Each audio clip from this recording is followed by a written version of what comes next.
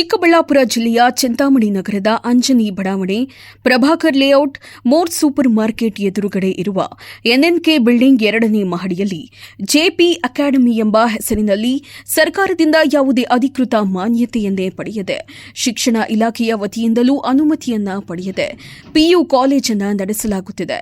ಇದರ ಬಗ್ಗೆ ಚಿಕ್ಕಬಳ್ಳಾಪುರ ಜಿಲ್ಲಾ ಡಿಡಿಪಿಐರವರಿಗೆ ದೂರು ನೀಡಿದರೂ ಸಹ ಯಾವುದೇ ಕ್ರಮ ವಹಿಸದೆ ಮೌನವಾಗಿರುವುದು ಹಲವು ಅನುಮಾನಗಳಿಗೆ ಎಡೆ ಮಾಡಿಕೊಟ್ಟಿದೆ ಎಂದು ಸಾಮಾಜಿಕ ಪರಿವರ್ತನಾ ಸಂಘಟನೆಯ ಜಿಲ್ಲಾಧ್ಯಕ್ಷರಾದ ಎವಿ ವೆಂಕಟರಾಮ, ಜಿಲ್ಲಾ ಕಾರ್ಯದರ್ಶಿ ಮಧುಲತಾ, ರೈತ ಸಂಘದ ತಾಲೂಕು ಅಧ್ಯಕ್ಷರಾದ ರವಿಪ್ರಕಾಶ್, ಟಿಪ್ಪು ಸೆಕ್ಯುಲರ್ ಸೇನೆಯ ಜಿಲ್ಲಾಧ್ಯಕ್ಷ ಮೊಯಿನುದ್ದೀನ್ ಪಾಷಾರವರು ಗಂಭೀರ ಆರೋಪವನ್ನ ಮಾಡಿದ್ದಾರೆ. ಇಂದು ಚಿಂತಾಮಣಿ ನಗರದ ಪ್ರವಾಸಿ ಮಂದಿರದಲ್ಲಿ ಈ ಕುರಿತು ಪತ್ರಿಕಾಗೋಷ್ಠಿ ನಡೆಸಿ ಮಾತನಾಡಿದ ಇವರು, ಈಗಾಗಲೇ ಪ್ರವೇಶ ದಾಖಲಾತಿ ಪ್ರಾರಂಭವಾಗಿದೆ ಎಂದು ನಿಯಮಗಳನ್ನು ಉಲ್ಲಂಘಿಸಿ ಜೆಪಿ ಅಕಾಡೆಮಿ ವಂಚನೆ ಮಾಡುತ್ತಿರುವ ಬಗ್ಗೆ ಉಪನಿರ್ದೇಶಕರು ಪದವಿ ಪೂರ್ವ ಶಿಕ್ಷಣ ಇಲಾಖೆಯವರಿಗೆ ಮನವಿ ನೀಡಲಾಗಿದೆ.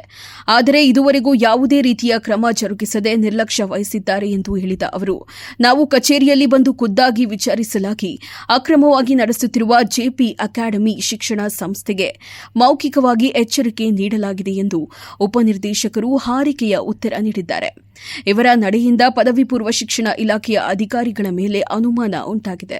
ಈ ವಿಷಯವನ್ನು ಗಂಭೀರವಾಗಿ ಪರಿಗಣಿಸಿ ಅಕ್ರಮವಾಗಿ ಪಿಯು ಕಾಲೇಜು ಮತ್ತು ಜೆಇಇ ನೀಟ್ ಕೋಚಿಂಗ್ ನಡೆಸುತ್ತಿರುವ ಚಿಂತಾಮಣಿ ಜೆಪಿ ಅಕಾಡೆಮಿ ಸಂಸ್ಥೆಯ ಚಟುವಟಿಕೆಗಳನ್ನು ಪರಿಶೀಲಿಸಿ ವಂಚನೆ ನಡೆಯುತ್ತಿರುವ ಬಗ್ಗೆ ಹಾಗೂ ಶಿಕ್ಷಣ ವ್ಯಾಪಾರೀಕರಣವನ್ನು ತಡೆಗಟ್ಟುವ ನಿಟ್ಟಿನಲ್ಲಿ ಕಟ್ಟುನಿಟ್ಟಿನ ಕ್ರಮ ಜರುಗಿಸದಿದ್ದರೆ ಕಾನೂನು ಹೋರಾಟ ಮಾಡಲಾಗುವುದು ಎಂದು ಎಚ್ಚರಿಕೆಯನ್ನ ನೀಡಿದ್ದಾರೆ.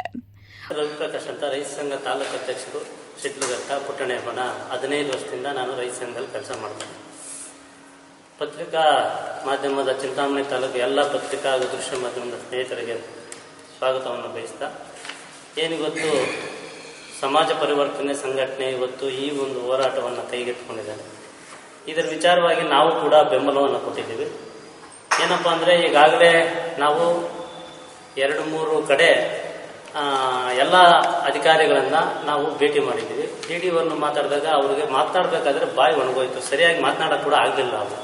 ಯಾಕಂದರೆ ಅವರಲ್ಲಿ ತಪ್ಪು ಎದ್ದು ಕಾಣ್ತಾ ಇದೆ ಅನ್ನೋದು ಒಂದು ದೊಡ್ಡ ನಮಗೆ ಅನಿಸಿಕೆ, ಏನು ಗುಮಾನಿ ಮೇಲೆ ಗೊತ್ತಾಗ್ಬಿಡ್ತು ಅವ್ರಿಗೆ.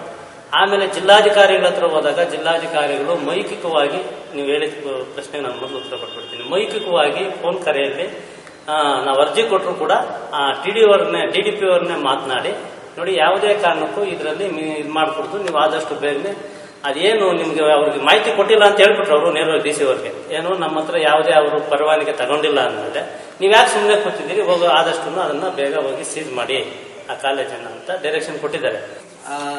ಬಹಳ ದೊಡ್ಡ ಇತಿಹಾಸ ಇದೆ ಶಿಕ್ಷಣಕ್ಕೂ ಮತ್ತು ಹಲವಾರು ಕ್ಷೇತ್ರಗಳಲ್ಲಿ ಅಭಿವೃದ್ಧಿ ನಡೀತಿರ್ತಕ್ಕಂಥದ್ದು, ಚಾರಿತ್ರಿಕವಾದಂಥ ಒಂದು ಹಿನ್ನೆಲೆ ಇದೆ ಈ ತಾಲೂಕಿಗೆ. ಆದರೆ ಇವತ್ತು ಅದೇ ಶಿಕ್ಷಣ ಕ್ಷೇತ್ರದಲ್ಲಿ ಈ ಥರ ಅನಧಿಕೃತವಾಗಿ ಒಂದು ಶಿಕ್ಷಣದ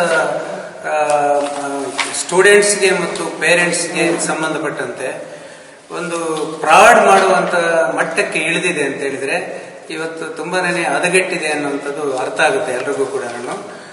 ನಾವು ನಮ್ಮ ಕನ್ಸರ್ನ್ ಏನಂತ ಹೇಳಿದ್ರೆ ನೇರವಾಗಿ ವಿಷಯ, ಇಲ್ಲಿ ವಿದ್ಯಾರ್ಥಿಗಳನ್ನ ಮೋಸ ಮಾಡಿ ಅವ್ರನ್ನ ಯಾವುದೇ ಪರ್ಮಿಷನ್ ಇಲ್ಲದೆ ಇಲಾಖೆಗಳಿಂದ ಅಥವಾ ಕಾನೂನುಬದ್ಧವಾಗಿ ಲೀಗಲಿ ಯಾವುದೂ ಕೂಡ ಪರ್ಮಿಟ್ ಇಲ್ಲದೆ, ಅನುಮತಿ ಇಲ್ಲದೆ ಇವತ್ತು ಕಾಲೇಜನ್ನು ಆರಂಭ ಮಾಡಿ CET, ನೀಟ್ ಇತ್ಯಾದಿ ಕೋರ್ಸ್ಗಳು ಪ್ಲಸ್ PUC ಇದನ್ನು ಕೂಡ ಆರಂಭ ಮಾಡಿಕೊಂಡು ನಡೆಸ್ತಾ ಇರ್ತಕ್ಕಂಥದ್ದು ಗೊತ್ತಾಗಿದೆ. ಮತ್ತೆ ಅವರು ಅದಕ್ಕೂ ಅಲ್ಲಿ ಬಸ್ಸುಗಳು ಕೂಡ ರೂಟ್ ಮೇಲೆ ಬಿಟ್ಟು ಸ್ಟೂಡೆಂಟ್ಗಳನ್ನ ಕರೆತಂದು ಅಲ್ಲಿ ಕೂಡಿ ಹಾಕೊಂಡು ಪಾಠಗಳನ್ನ ಮಾಡ್ತಿರ್ತಕ್ಕಂಥದ್ದು ನಮ್ಮ ಗಮನಕ್ಕೆ ಬಂತು, ಸಮಾಜ ಪರಿವರ್ತನಾ ಸಂಘಟನೆಗೆ ಬಂತು. ಮತ್ತು ನಮ್ಮ ಇತರೆ ಜೊತೆಗಾರ ಸಂಘಟನೆಗಳನ್ನು ಕೂಡ ಸೇರ್ಕೊಂಡು ಚರ್ಚೆ ಮಾಡಿ ನಾವಲ್ಲೊಂದು ವಿಸಿಟ್ನೆಲ್ಲ ಕೊಟ್ಟು ನೋಡಿದಾಗ ನಮಗೆ ವಿಷಯ ಗೊತ್ತಾಯಿತು. ಆನಂತರ DD ಅವರ ಗಮನಕ್ಕೆ ನಾವು ತಂದ್ವಿ, ಅಧಿಕೃತವಾಗಿ ಅವರಿಗೆ ಅಹವಾಲನ್ನು ಕೊಟ್ಟು ನಾವು ತಂದಿದ್ದೀವಿ. ಅವರು ಸುಮಾರು ದಿವಸಗಳನ್ನ ಕಳೆದು ನಂತರ ಅಲ್ಲೊಂದು ವಿಸಿಟ್ ಕೊಟ್ಟಾಗ ಅವರಿಗೆ ಕಂಡು ಬಂದಿದೆ 50ರಿಂದ 60 ವಿದ್ಯಾರ್ಥಿಗಳನ್ನ ಕೂಡ ಹಾಕೊಂಡು ಪಾಠಗಳನ್ನ ಮಾಡ್ತಿರುವಂತದ್ದು ನೇರವಾಗಿ ಅವ್ರಿಗೆ ಗೊತ್ತಾಗಿದೆ. ಅವ್ರು ಪ್ರಶ್ನೆ ಮಾಡಿದ್ರೆ ಇಲ್ಲ ಸರ್, ಹಾಗೆ ನಾವು ತಗೊಂತೀವಿ ಪರ್ಮಿಷನ್ ಅಂತ ಹೇಳ್ಬಿಟ್ಟು ಏನೋ ಹೇಳಿದ್ರಂತೆ. ನಾವು ಅವರನ್ನ ಪ್ರಶ್ನೆ ಮಾಡಿದ್ವಿ, ನೀವು ವಿಸಿಟ್ ಕೊಟ್ಟಾಗ ನಿಮಗೆ ಕಾನೂನುಬದ್ಧವಾಗಿ ಏನಾದರೂ ಸಿಕ್ಕಿದೆಯಾ, ಪರ್ಮಿಷನ್ಸ್ ಇತ್ಯಾದಿ ಸಿಕ್ಕಿದೆಯಾ, ನಿಮ್ಗೆ ಏನ್ ಗೊತ್ತಾಗಿದೆ ಅಂತ ಹೇಳಿದ್ರೆ ಅವ್ರ ಹತ್ರ ಯಾವುದು ಪರ್ಮಿಷನ್ ಇಲ್ಲ, ಅವನು ಅನಧಿಕೃತವಾಗಿ ಸ್ಟೂಡೆಂಟ್ಸ್ ಅನ್ನ ಕೂಡಾಕೊಂಡಿರ್ತಕ್ಕಂಥದ್ದು ರೂಮ್ಗಳಲ್ಲಿ ನನಗೆ ಕಂಡು ಬಂದಿದೆ ಅಂತ ಹೇಳಿದ್ರು, ಅವರು ನೇರವಾಗಿ ಹೇಳಿದರು. ವರದಿ ಕೆ ಮುತ್ತುಕದಹಳ್ಳಿ ವೆಂಕಟಾಚಲಪತಿ, ಅಮೋಕ್ ಟಿವಿ, ಚಿಂತಾಮಣಿ.